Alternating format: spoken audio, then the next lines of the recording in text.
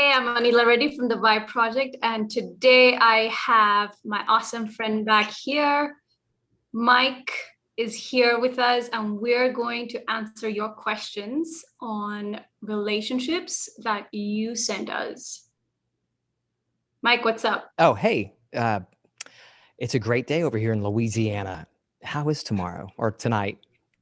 It's amazing. It's full of questions from our viewers, and they have like really interesting questions. Cool. Um, so here's the first one.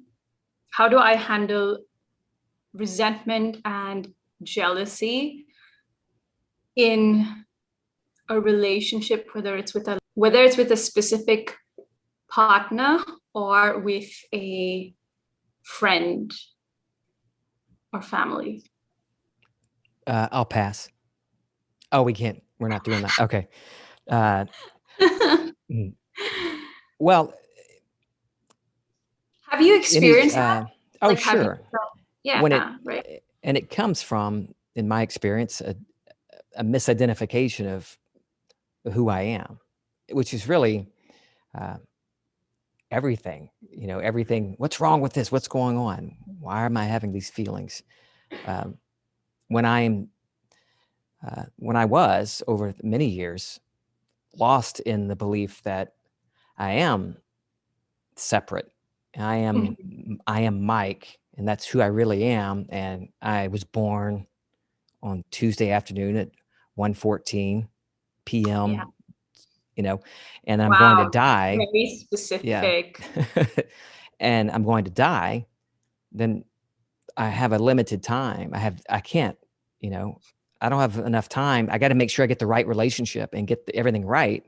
And when it doesn't go my way, then I feel that pain. I feel that angst of uh, time's going to run out, and I'm going to finish this life and go wherever I'm going to be going, and I don't want to regret it. I don't want to, I have this white knuckle grip on everything, on that person or that thing, and then for me, this is a great one because in not necessarily relationship with like Kim, but uh, relationship with work. When I was in radio and television, I have fought for it. It has to be this way. I have to get the ratings. I want this job. I want this type of experience. And then somebody else gets it. Somebody else gets to do that thing and gets all the accolades, and the ratings go up for them. Everything that I wanted, I see them getting and having. And that jealousy, that envy it was a monster that ate me up inside. I would get so angry uh, at all of that, at not having the thing I wanted in that career. Um, I remember one day I just got so mad. I took my brand new coffee cup I'd gotten from a TV station. It was a very pretty cup. I was just so angry. I just threw it to the ground and it busted. It broke into a bunch of pieces on the newsroom floor. Uh, for me, that jealousy and this idea of separateness brought up a lot of rage.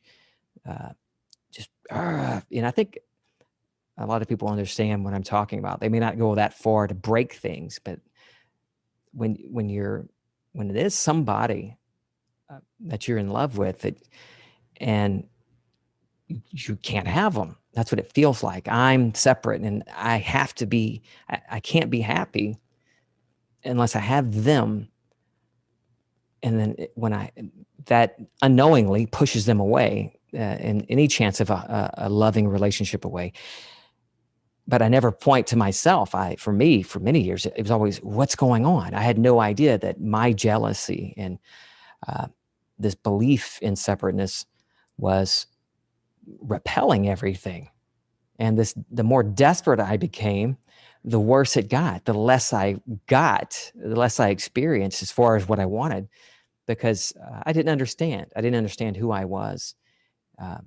Now, when you reach that point of awakening, or Locke Kelly calls it awake aware, Mm-hmm. in knowing who you really are, a lot of that, when it does come up, because you're still in a human experience and you're still going to experience things, but you recognize it more quickly, and it's not as volatile. You recognize it, and I know I'm not those feelings, and I know this is coming from a state that I'm in. But I think I answered your question. The jealousy, and it comes from the state we're in, that state of this belief that we're small, that we're separate, and this belief that we're not completely complete, because we're awareness, and awareness is all things. But it's when we're lost in the state, when we're lost in this state, we can't see it. When we're lost in it, we identify with it, and we're seeing the world through it. And then when you break away from that moment, and you just get to take that moment to be aware of awareness, it's I liken it to, I have my head stuck in a tub of water, and I'm trying to breathe underwater. That's me lost in the state. And then when I take that moment where I become aware of awareness, this little moment, it's nothing, you don't have to meditate to do it. It's like coming out of the water and realizing I have all this air outside here to breathe, and everything feels different from that point of view. And then you see that jealousy, and you see that these feelings of loss and panic. I got to have that person, or I got to have that thing, from a different point of view. You see it still, but you're not in it. And I've found that when you can see it, when you recognize it, observe it, it takes all the heat out of it. All the rage is gone, because it's like watching my kids when they were younger argue. I can see them and observe them arguing and realize, well, that's just silly. That's just what they're arguing about. It's really not that big of a deal. But it's the same thing for me when I step back and look at it, observe the state, observe the results of the state. It's like me watching my kids. There's that separation. Yeah, that's wonderful. And that kind of reminds me of this analogy that I, go back to when you were talking about you watching your children. It's like, a loving mother watching her child through a window playing. She's not interested in the play of the child. She's like, it's a game, but she's watching with a loving indifference, right? With a watchful eye, not overly involved. She's, reading a book, working on her laptop, rearranging something, but all the while kind of aware of her child without going and meddling with the child playing. And that's kind of how I see, that's what I notice when, or that's what I notice I don't do when I mistake myself to be the resentment, or for me, that an emotion or a state that comes up. The emotions that come up with a hurt state are more of feeling upset or anxious. Now, not as much, but I don't really get, angry. I think I can actually count the number of times I've ever gotten angry in my life, because I'm the other end of the spectrum where I would internalize everything and it'll be like this upset. That's what I used to do a lot.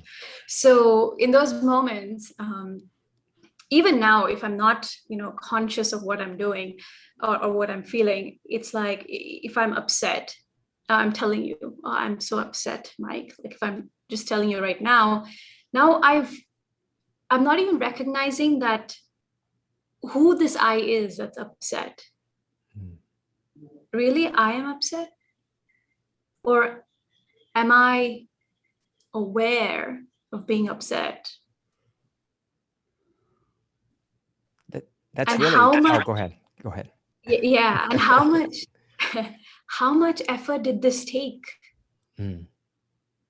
Like you said, it's effortless, right? Because if I told you, are you aware of the microphone in front of you? You'd say yes. Right. Yeah. Right? Are you aware of your right earlobe? I am now. Yes. Right. Yes. You are now, right? And are you aware of the sensation in your right elbow? Mm-hmm. You are now. Right. Yeah. Because before, all of this is happening anyway. Our attention doesn't go there, Mm-hmm. right? But how much effort did it take you to be aware of it right now? And nothing. Yeah. Nothing. Not at all. And so when I asked you these three questions, right? And by the way, I do the same thing. I ask myself, different inquiry questions. Isn't your attention now on the isn't your attention now on the truth of who you are, rather than on the problem or the story itself of being hurt or upset? For me, yeah, who I am. Yeah. So, and we can see right now that what I just did wasn't a distraction. It was me just understanding who I am in this moment. And when I understand who I am in this moment, then there's actually no separation between the feeling of upset and myself, because the story drops away effortlessly. Yeah. So when the story drops away effortlessly, what happens to the feeling of upset? I could see that it's just another sensation. Mm-hmm. When the story drops, the fierceness of those feelings drop away too. You might still see it, feel it, but you notice a dwindling down of it, a distance. Yeah. I love the questioning, the inquiry. That one thing that I do, well, and I've talked about this before, I think, but if I'll just look at something different for just a moment, and not like away from, if I'm talking to somebody, just kind of like another spot on their head somewhere, it's just a movement. And in just that movement, it takes my attention away from whatever it was I was just focusing on, whatever that problem was. It's just a little shift. And then as I'm still looking at them, if I'm focusing on their voice, then I'll just move my awareness from focusing there to hearing everything around me, hearing the birds, the traffic. And it's the same thing, the same effect for me. It shifts me from this moment, this pinpoint of problem, to back into that awareness of being aware of who I really am. And it is effortless. I think I did it in the beginning. I just put so much effort in it. I thought, I bought so many meditation CDs and different frequencies and things I thought I had to have, but I never got anything out of it when I was making a big deal out of it. I spoke to somebody recently, and she really wants a mystical experience. That's what she craves. And she messaged me every now and then, still not working, still not happening. And I get it. I understand. I mean, that's a beautiful thing, what we call mystical experiences. And in my opinion, every day is a mystical experience for me. What I'm doing and projecting out on the screen of space is a mystical experience, but I know what she's talking about. And I told her that it never worked when I was trying, like, I'm going to sit down and have an experience. I'm going to become aware of who I am. But it never worked when I put effort into it, because I'm still have my head down in the tub of water. I'm still trying to do it in a way that I'm making Mike do it on this level. And it really is, it's just subtle and as quick as a breath, an inhalation and an exhalation, to shift that. I think people don't realize when we talk about awareness that and I didn't. I thought it meant something special, like I need to reach that awareness, because I was still thinking awareness is like God, and God is out there, but the people watching this video right now or listening to it, that awareness that's aware of the sound of my voice right now is who we're talking about.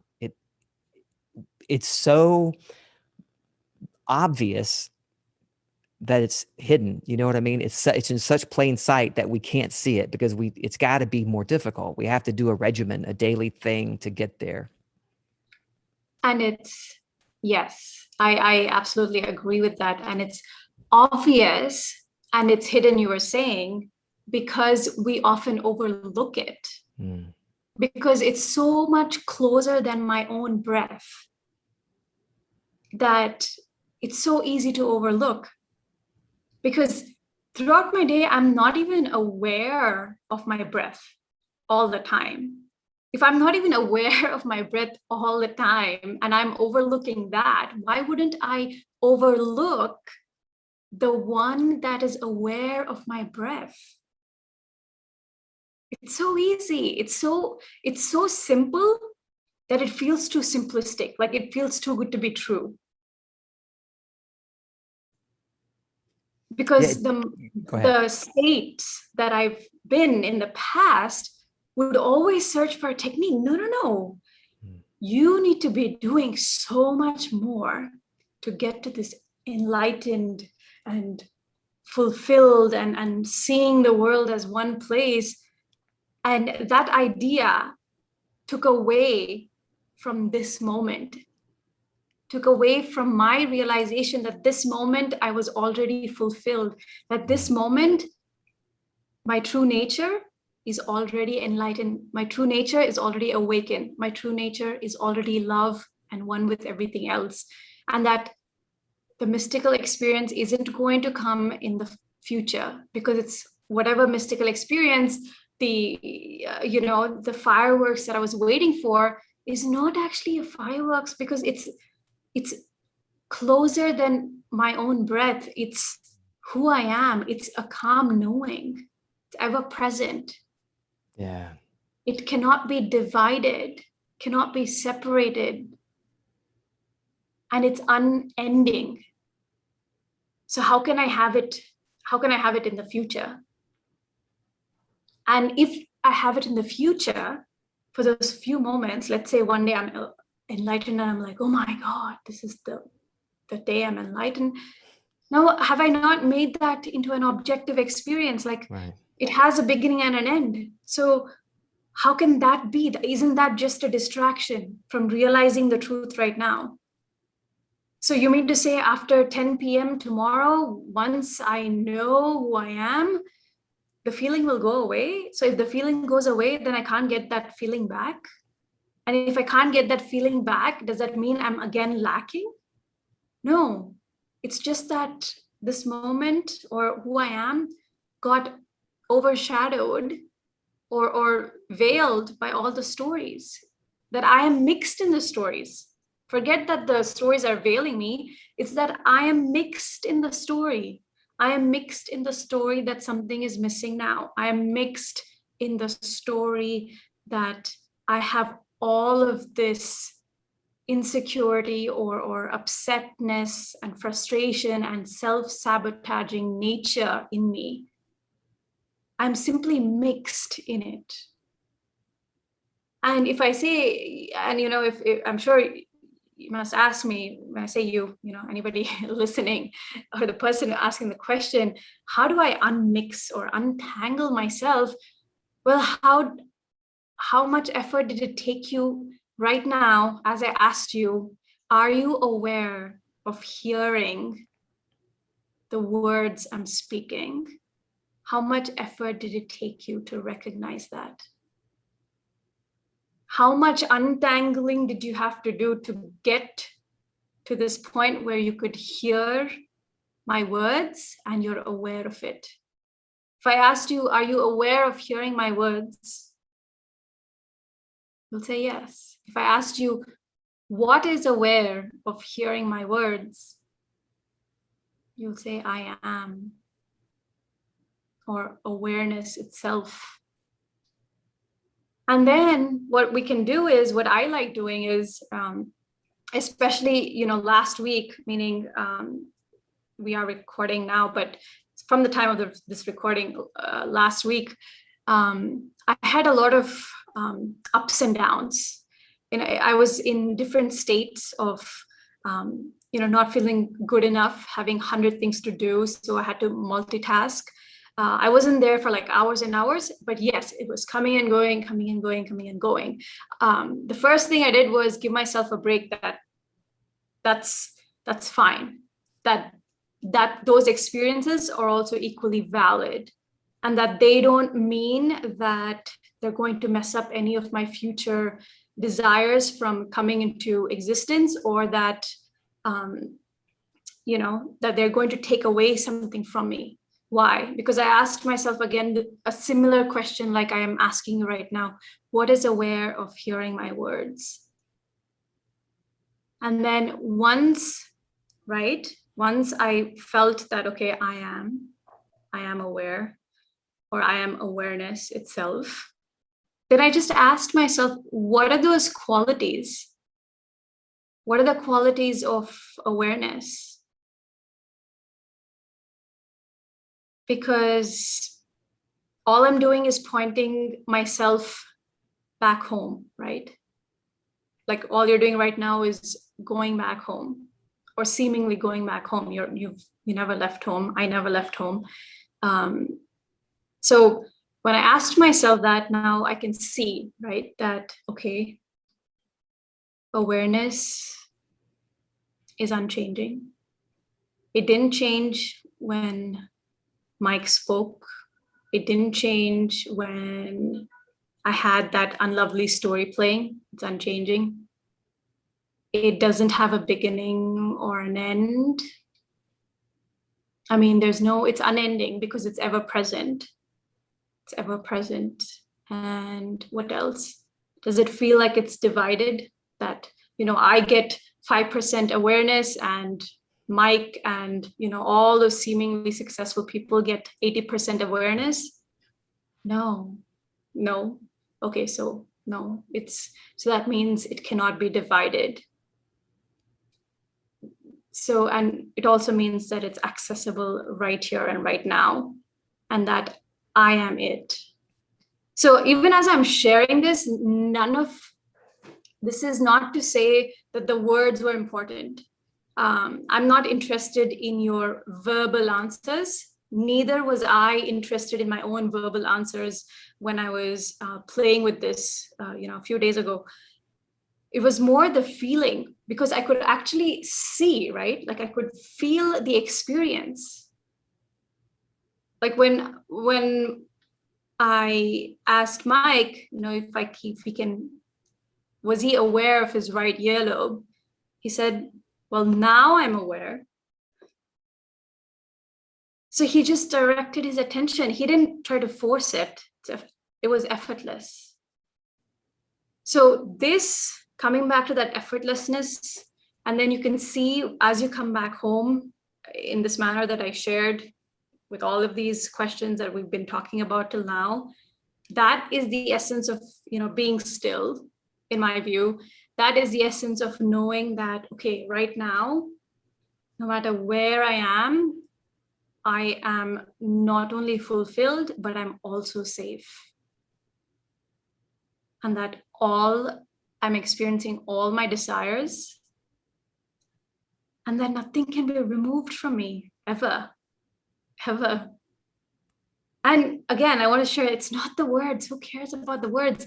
It's the experience that as I answered the questions, the contemplation has to be honest, has to be done out of curiosity, not to be like, okay, I need to solve my issue by 10:20 p.m., which is like 7 minutes from now. No. So yeah, that's what I wanted to share. Wow, that was good. That was really good. Yeah. That you mentioned mixed in it, being mixed into the story, and it reminded me of a lecture by Neville that I used in my last episode, and I'm going to use some more in upcoming episodes. The unalloyed lecture, And so it's really, for me, it's one of the most beautiful ones of his, because he just so clearly states that whether we're talking about the promise, this realization of who we are, or the law of assumption, the getting of things, experiencing of things, it comes down to keeping the tense. He says that, you are God, you're already God, and you already have everything. You just have trouble keeping the tense, so you don't recognize it. And we do that. While we're here mixed into the story, and that's what got me, because he talks about who we are is not, we're the unalloyed, is the unmixed, the pure. That's the I am, or the I. That's who our true nature is. But when we're here in this human experience, we're still, you can't be completely awareness, pure consciousness, and still have this human experience at the same time. But you can recognize it and know who you are, and know that you're mixed in. You're mixed in with the story, because that's how we experience it. We're limitless, but we experience things through limited states, and knowing that is the key. And recognizing it, knowing that I'm not the story, I'm not the state. That's where the freedom is. And for relationships, that's where the freedom is for me. With me and Kim now, or me and our kids, any relationship with my parents. I used to be big on, because I mentioned, I've been in radio and TV. So it was all about people had to like me. I had to have ratings. The ratings had to be up. And I needed people to recognize me on the street and recognize the sound of my voice when I would be in a store. Ooh, wait, I know that voice. I needed that to puff up my state, because I was so lost in the story. And as we all are, around and around the wheel of time, the wheel of recurrence, until we, like Neville says, we start that spiral movement and we begin to awaken. And I know if whoever's listening or watching this now, there's something calling to them. They're calling to them. Their true self is calling to them. And they're at that point where they've recognized something's not right. There has to be more here than failed relationships and failed careers. There has to be something more than traditional religion, because if all of these were right, if tradition was right, then I should be successful, because I've done everything that tradition and religion and society says. But then we get to this point where we start recognizing that this shit's not working. It's not working like they said it would. And even if it's working, I'm not happy. There's no joy within me. Something's missing. And, some would call it suffering. The Bible's all about suffering, talking about suffering, but that word does not necessarily mean agony. It's used suffer a lot, but it means to experience, to let be. And so that's how we get back to who we are, these little nudges. For me, that's how I see it. When there's something uncomfortable, I don't try to ignore it or, rebuke it in the name of Jesus. I let it be. I allow it, because I know if I fight it, I'm never going to get rid of it. And so I welcome it in. I welcome the angst in and these things, because I know they're not me.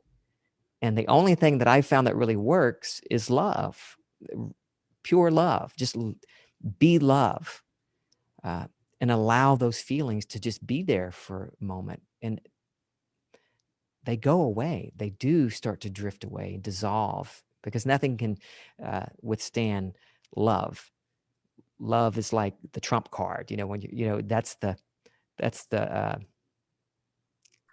kryptonite for all of these awful feelings, these things we call are awful experiences, jealousy, and this feeling of I'm never going to be loved. I've seen that with my own family. As a parent, I've had sick kids in the past. I've had now 2 kids that have had appendicitis. One kid in an awful life, almost killed him, motorcycle accident. And that's pain as a parent. But I think as a parent, the harder part is to watch your kid suffer emotionally, have a broken heart. Oh, now I know I'm mixed into the story of me being a dad. That's a state, loving daddy. That's me. So I'm here to love my children and support them and allow them to cry and scream and feel the brokenness momentarily, all the while imagining them thriving, seeing their smiling face. But I don't, at no point do I tell my kids, you need to get over it, suck that up, there's more fish in the sea, that kind of, the things we're used to hearing, the things I heard as a kid, don't let that, don't let it bother you, stop crying. But I found that it's much more peaceful to just to let it flow, let it come out, notice the jealousy and the pain and that heartbroken feeling. I think most people would agree that's probably worse than a physical pain, because if you feel like you're broken to the very core of who you are, everything your state, here I am, and this person is part of it. This is who I identify with. You complete me. That they're that last piece of the puzzle. And when I rely on that and they're gone now, whether they pass away or leave me, then what do I do when I've built that state with them as a foundation stone in it? And then we all do that. And then we get to a point where we start to recognize that, wait a second, if I look back on my life, I've had heartbreak before. I've had emotional pain. I remember that, but I haven't felt like that. I haven't been upset about that thing or that person that I was upset with in decades. There was one girl I proposed to 2 or 3 times back in my early 20s, and she said yes and then no 2 or 3 times. And I remember the pain, the emotional pain, and thinking I'm never going to be happy. I'm never going to have somebody, because she was it. I've known her since I was a sophomore in high school. Everybody said that we were meant to be together. What do I do? Who am I now? Where do I go? What do I do? So I know that pain. That's an awful pain when we're so lost in it. I talk about how I met Kim and married her in one of my episodes. It's kind of a clickbait kind of title, because I titled it "How I Manifested My Wife," and it did get a lot of views, and I wanted people to hear. You did, though, in Yeah, a sense that I did exactly the way you wanted, with the number of kids that you wanted. Exactly, that's right. And awesome. And it wasn't until, because she broke up with me, Kim did, a couple of times while we were engaged. But there was the one I talk about in that episode, how I went through that fear again. Oh my God, this was supposed to be the one. The other one wasn't. I see that now, but this one, Kim, is supposed to be it. She's, what am I going to do now? I feel completely lost without her. But it wasn't until I was okay with it, and I didn't recognize that I was moving into a different state at the time, but I had to get to a point where I know that I will have a loving relationship. I know that everything's going to be okay, even without her. And it wasn't until I did that and moved into that state that she came back, and it was wonderful. But when I was in that desperate, fear-based state, I got to have her. I can't lose her. I can't lose her. She couldn't help but be repelled. It wasn't her fault. She was responding to my state. And I know you've talked to people. I've talked to people about it's coming from that needy, fearful state. You can't help but push. It's like 2 magnets with the same poles pointing each other. You're never going to get to it. It's going to keep pushing it away when we're coming from that fearful, needy state. Yeah, I think that's a lovely share, Mike. I think what the most helpful thing, even what you shared, and that I feel that I need to remind myself, or like reminding myself and others is that we become desperate or fearful or anxious when we focus on the what. Like, what do we want? Of focusing, I wouldn't even say focusing, instead of relaxing into who am I right now? If I'm generally feeling fulfilled, would I not get every specific detail that I've been waiting for? Because you were generally, or you were feeling fulfilled, well, Kim had to come back into your life. And there was no pressure because you were not reliant on her for your happiness, and neither am I right now, reliant on my friends and whether it's a friendship or romantic relationship, no matter what it is, I'm not reliant on them for them fulfilling me. Now it's just a dance, right? Like a partnership. Now it's just the moment where the artist is painting the sunset because they want to, not because they have to go prove to an art gallery how worthy they are of the painting. That's not why they're painting. Now I don't have to manifest or create the experience of experiencing a particular person, the love from a particular person, to show me how much they love me. But now I'm experiencing their love because I'm already that love. I'm already so satisfied. So now it's like that painting. I am sharing that relationship with them from no other agenda, just like the artist does not have any agenda when they're painting that sunset. They just feel like painting it.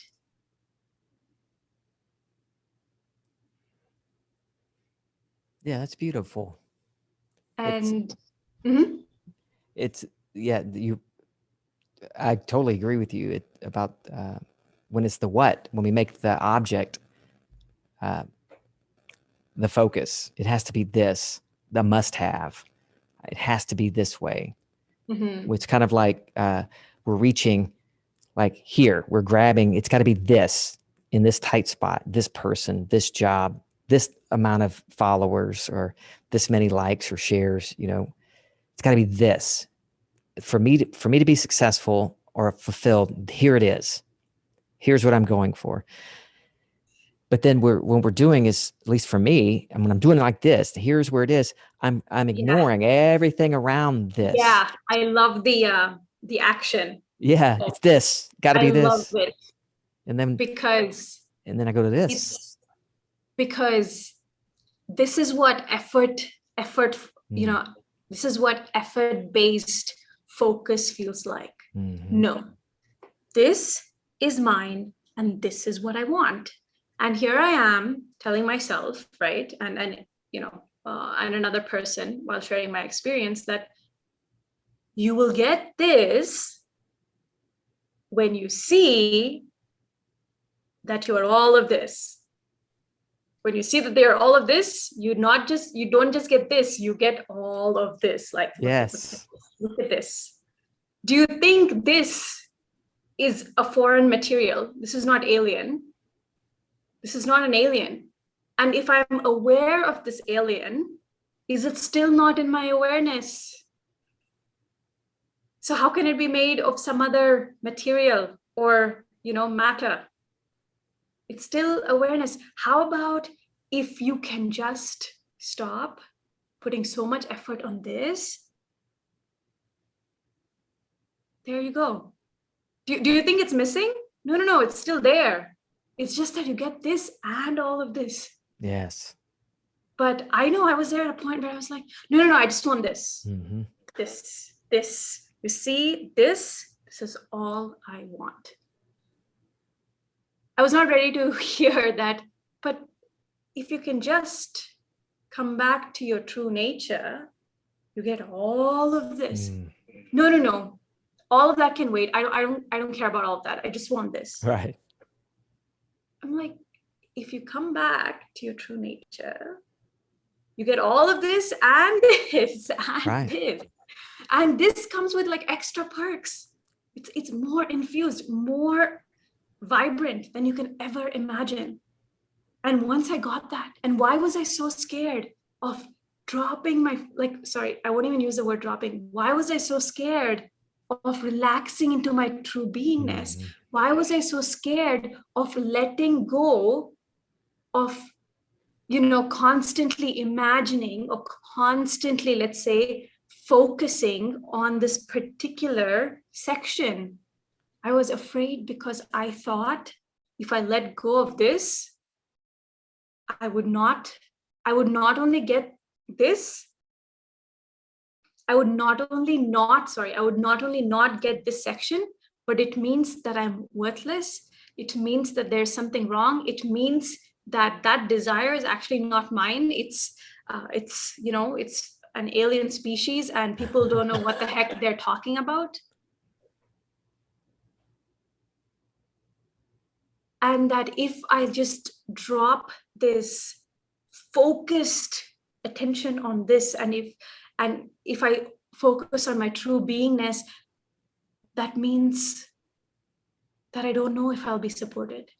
It's a big question mark because I'm so scared of the unknown, because I'm still confusing myself to be the story. I'm still confusing myself to be the state, which is nothing but the identity, the attitude, the outfit of insecurity that I was in.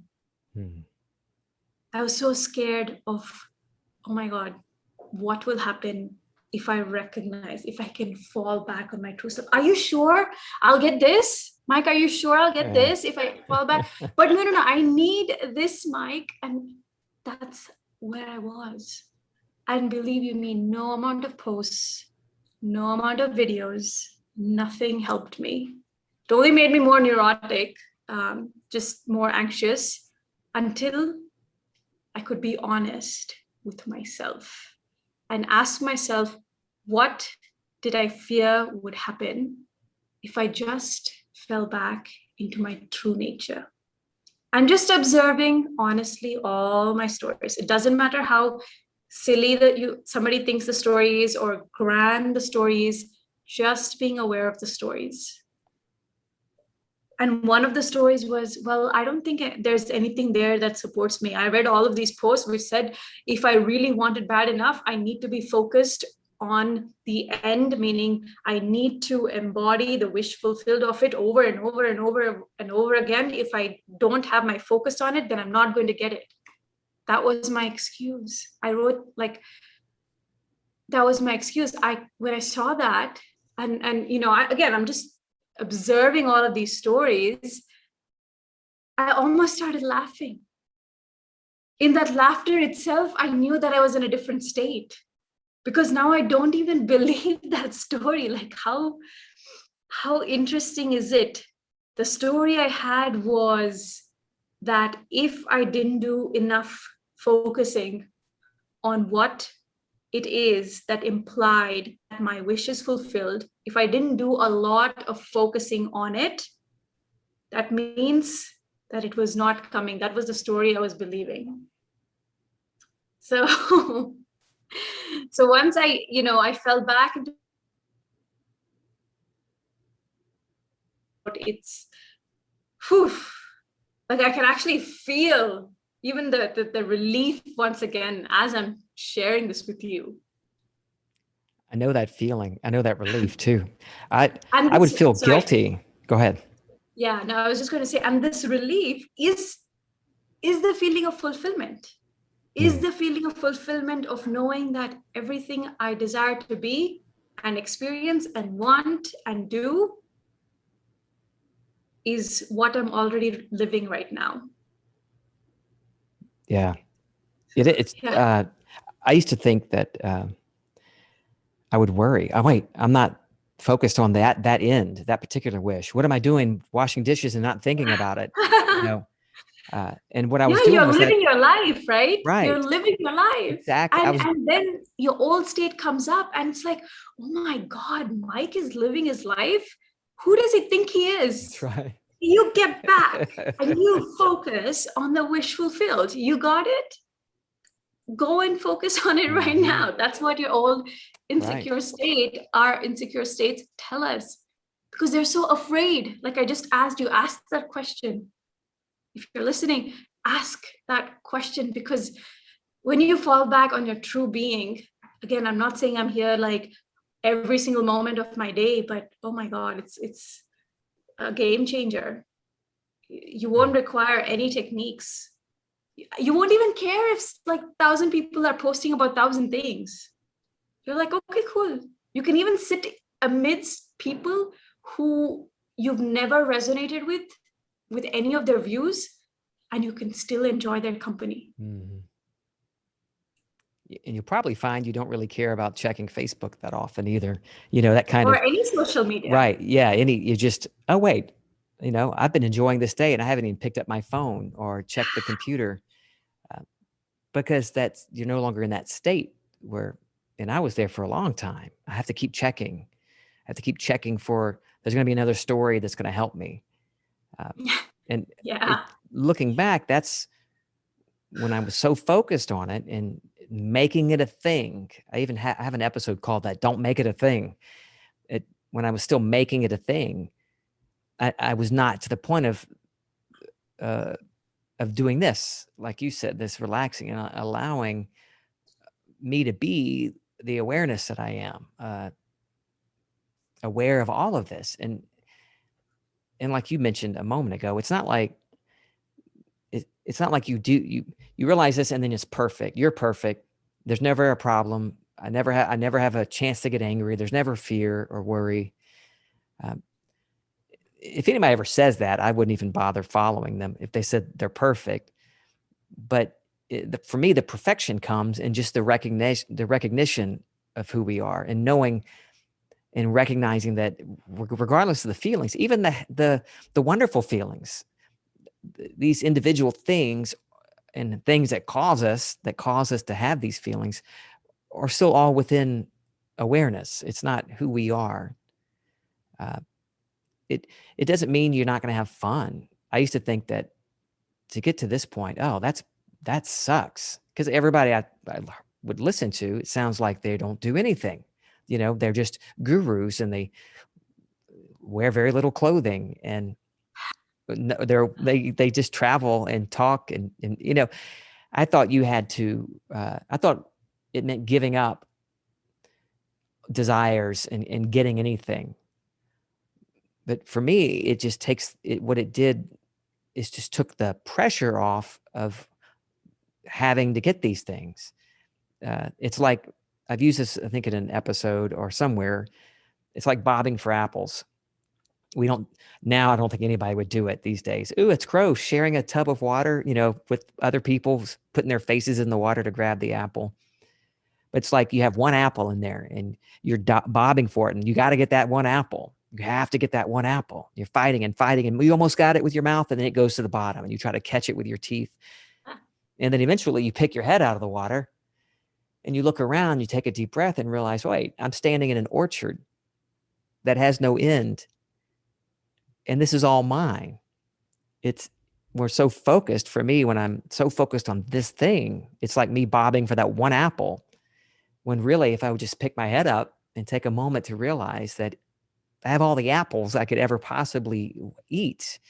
And that's what this feeling's like. It's like, wait, I can still have anything I want, but that desperation's gone, that I thought I needed it to be happy or needed it to identify, to create my identity, to be a part of who I am. I realize I'm everything. I can have anything and enjoy anything. But that feeling is gone of that. I have to have that apple to be happy, to be fulfilled. And you're happy to share. You're happy to share this feeling of, no, it's mine. No, take all you want. Really, it just doesn't matter. Yeah, absolutely. And I want to add, because I know that when we come from the place of again, that insecurity or feeling like, oh my God, what did Mike just say? Can I not get that specific thing or person? I'm not saying that. I'm not even suggesting Mike said that. I'm saying when you come into the fulfillment, like I did with all my hand gestures and my crazy expressions, that's when you get even the specific desire right down to the T. And, this is how you even step away from anybody who is being disrespectful towards you.